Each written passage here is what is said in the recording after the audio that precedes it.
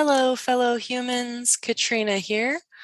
Quick disclaimer, I am a professional. I am not your professional. Nothing I'm about to say should be taken as medical, legal, or otherwise advice. This podcast is purely for education and amusement. That is it. Disclaimer over. Today I wanted to talk about what I don't know about astrology.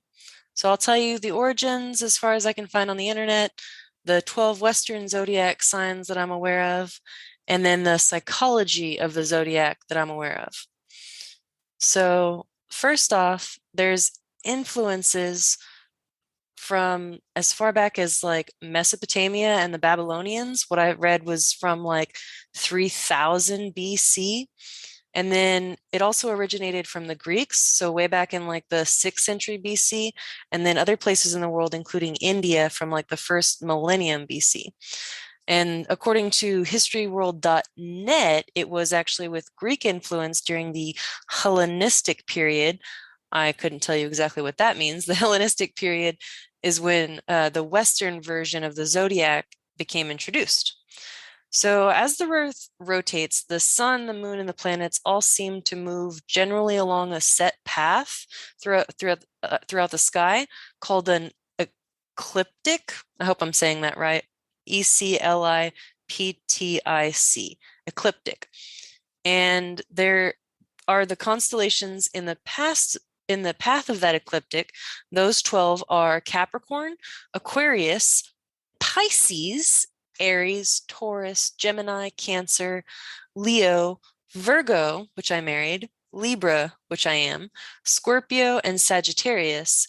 And I don't know exactly why, but I did read about a 13th zodiac sign. And so the 13th, I'm not sure where that originates, but that is Ophiuchus. Ophiuchus. It's Latin for serpent bearer, and it's the 13th zodiac sign that I was uh, aware of. I mentioned that I married a Virgo. I actually looked up a few of those compatibility sites, and you guessed it, it was vague and yet kind of applied. We all do it. And what I mean by that is there's a psychology behind it. So the psychology behind it is that there's this thing called the Barnum effect or the Forer effect, Forer, because these two different guys learned about this back in the 40s and 50s. So a man, old dead dude, if you will, named P.T. Barnum in 1956 coined that term, the Barnum effect. Because Barnum and Forer are responsible for studying the effects of the generic statements being applied to all individuals. And so Forer in 1948 actually did a study. And I'll read from you a little bit from what I read regarding his experiments. He tested his students by providing his class individual personality surveys and generalized feedback.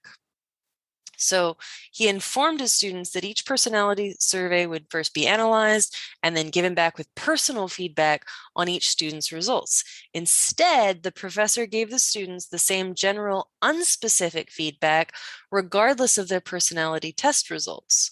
Now, isn't that interesting? Now, the feedback included general phrases such as, you have a great need for people to like and admire you, or you have a tendency to be critical of yourself. And after receiving the initial feedback, the students evaluated the feedback quality, giving it a score between 5, which was incredibly accurate, and 0, not at all accurate. So the experiment was a success due to the average student rating having been a 4.26. Remember, 5 was incredibly accurate.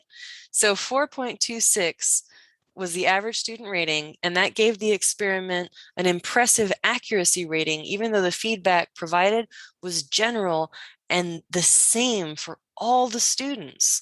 So that is the power of the Barnum effect or the Forer effect, depending on which researcher you follow. I like the Barnum effect just because that's what I originally learned it as back in psychology school.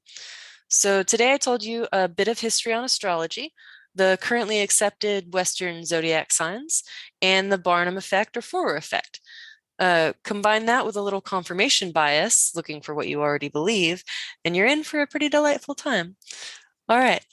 If you want to support the show, you can click the link on the website And as always, I do appreciate each and every one of you simply for existing.